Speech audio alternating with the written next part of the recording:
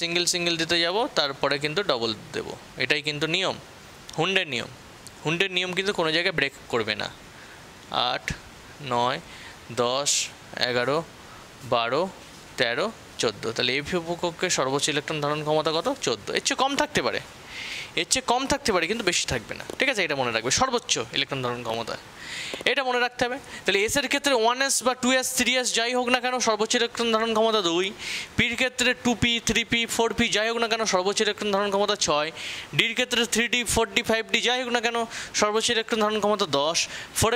এফের ক্ষেত্রে 4f 5f 6f 7f যাই হোক না কেন সর্বোচ্চ ইলেকট্রন ধারণ ক্ষমতা 14। ঠিক আছে, এইটা আমরা শিখে নিলাম। এবার আমরা ইলেকট্রন বিন্যাসের মধ্যে আস্তে আস্তে যাবো।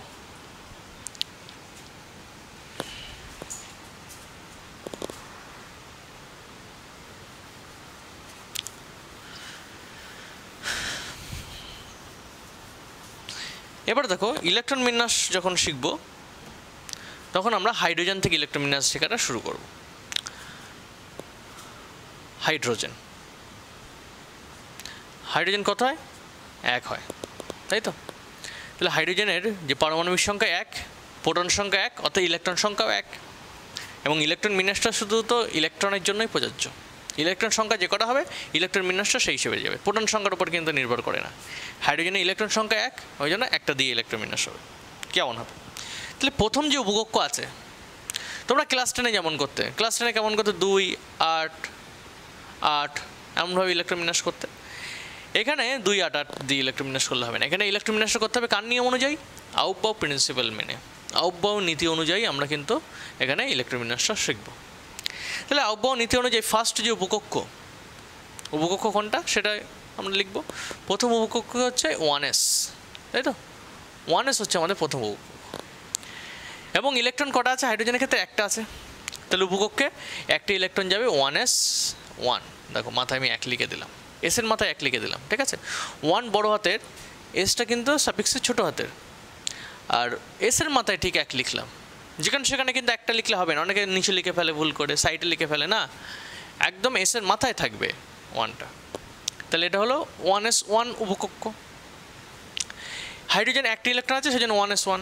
ছবি এঁকে যদি আমি বোঝাতে চাই, তাহলে 1sকে দেখতে তো এরকম, একটাই অরবিটাল, একটাই কক্ষক, তার মধ্যে ইলেকট্রন একটা আছে, মানে এইভাবে আছে, প্লাস হাফ, তাই তো? হিলিয়ামের ক্ষেত্রে কী হবে? হিলিয়ামের ইলেকট্রন দুটোর ক্ষেত্রে ইলেকট্রন করলে কী হবে? তাহলে কি 1s 1 হবে না? দুটো যেহেতু, এবং এসের সর্বোচ্চ কটা থাকতে পারে? দুটো থাকতে পারে। তাহলে ইলেকট্রন বিন্যাস করলে কত হবে? 1s 2। 1 স্কোয়ার না, অনেকে বলে ফেলে 1s স্কোয়ার, না, এটা এস স্কোয়ার নয়, 1s 2। কী বলবে?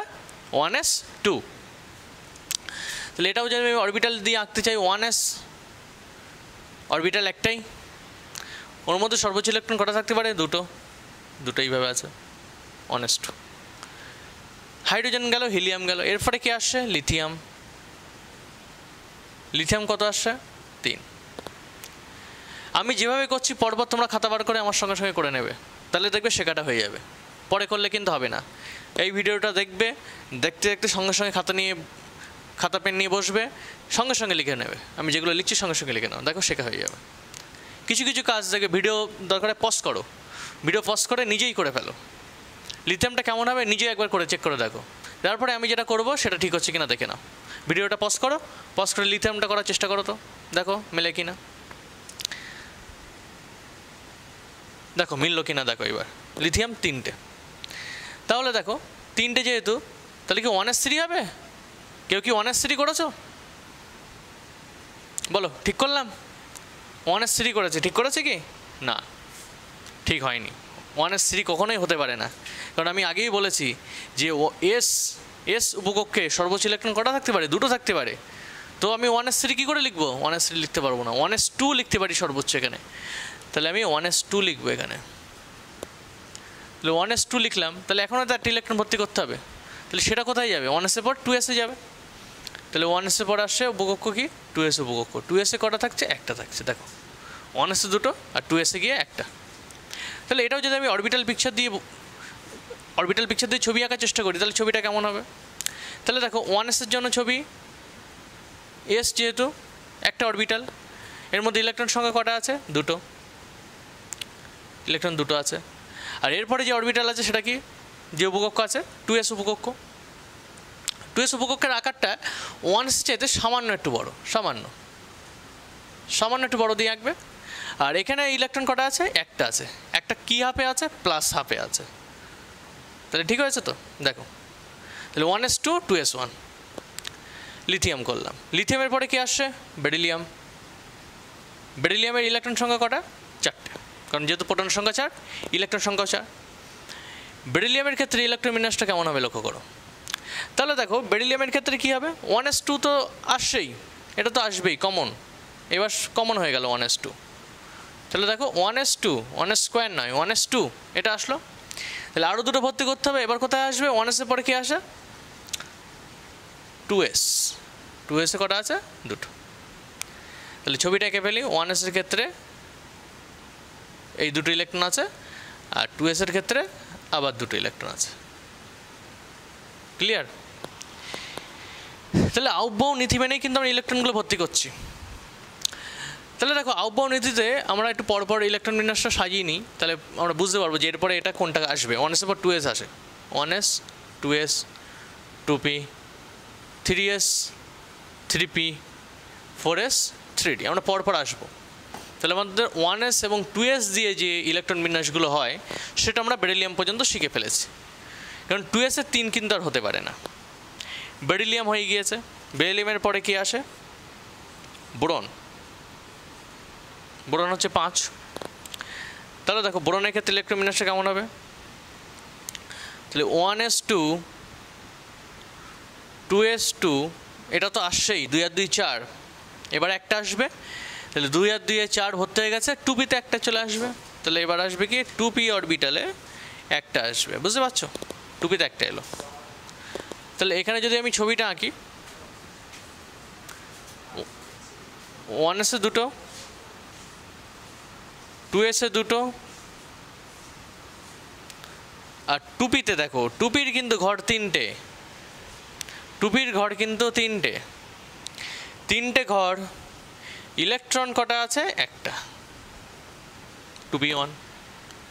2p1 যেহেতু প্রথমে px-ই চলে আসবে একটা ইলেকট্রন। বোরনটা আমি করে দিলাম। কার্বন 6টা তোমরা ভিডিও পজ করে করো, কার্বন 6টা কেমন হবে তারপরে মিলিয়ে নাও, দেখো মিললো কিনা। দেখো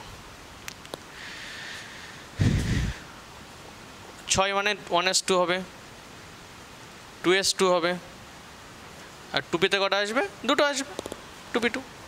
তাহলে এটাও যদি আমি অরবিটাল পিকচার দিয়ে আঁকি, 1s-এ কটা আসছে? দুটো, 2s-এ কটা আসছে? দুটো, 2p-তে দেখো ঘর 3টে, ইলেকট্রন কটা আসছে? দুটো। দুটো ইলেকট্রন কীভাবে ভর্তি করবো? এইভাবে বলো, ঠিক করলাম না? এটা ঠিক হয়নি কিন্তু। 2p-তে এইভাবে আসবে না ইলেকট্রন। 2p-তে ইলেকট্রন আসবে কার নিয়ম অনুযায়ী? হুন্ডের নিয়ম অনুযায়ী একটা একটা করে ভর্তি হবে, তারপরে পেয়ারিং হবে। তাহলে হলো না? একটা আসবে প্লাস হাফে, তারপর আর একটা প্লাস হাফে এখানে আসবে। বুঝতে পারছো? কার্বন 6।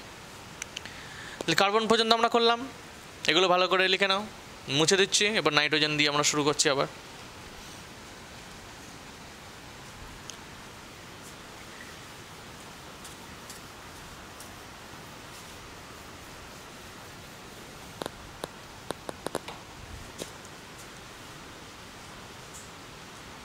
নাইট্রোজেন 7, নাইট্রোজেন দিয়ে শুরু করছি। নাইট্রোজেনে ইলেকট্রন বিন্যাস হচ্ছে 1s2 2s2, আর 2p-তে আসছে 3টে ইলেকট্রন। ঠিক আছে? 2 আর 2 4 আর 3 7টা। তাহলে এর ছবিটা কেমন হবে? 1s-এ থাকছে দুটো, 2s-এ থাকছে দুটো,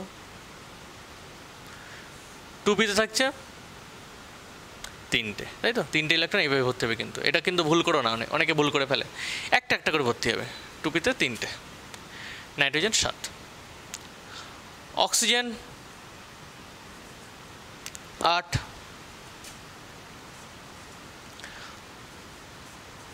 1s2 2s2 2p4, ঠিক আছে? তাহলে 1s কটা থাকছে? দুটো। 2s কটা থাকছে? দুটো। 2p-তে চারটে ইলেকট্রন কী করে ভর্তি করবে? এইভাবে যুগ্ম করে না, একটা একটা করে দিয়ে যাবো, তারপরে উল্টে আসবো। 1 2 3 4, বুঝতে পারছো? অক্সিজেন 8, ফ্লোরিন 9,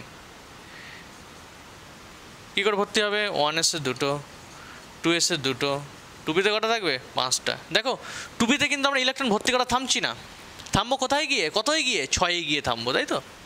6-এ গিয়ে থামবো। 2p5, তাহলে এখানে 1s দুটো, 2s গিয়ে দুটো, আর 2p-তে গিয়ে 5টা। 1 2 3 4 5, বুঝতে পেরেছ? ক্লোরিন গেল। নিয়ন 10, 1s 2s 2p, 2 আর 2 4, 6 আর 4 10। এরপরে যে নেক্সট আসবে 2p7 লিখবো কি না, 2p6 লিখবো, তারপরে নেক্সটে যাবো, 2p-র পর 3s যাব। ভর্তি হয়ে গেলে তারপর নেক্সট উপকক্ষে চলে যাব। তাহলে এখানে 1s দুটো,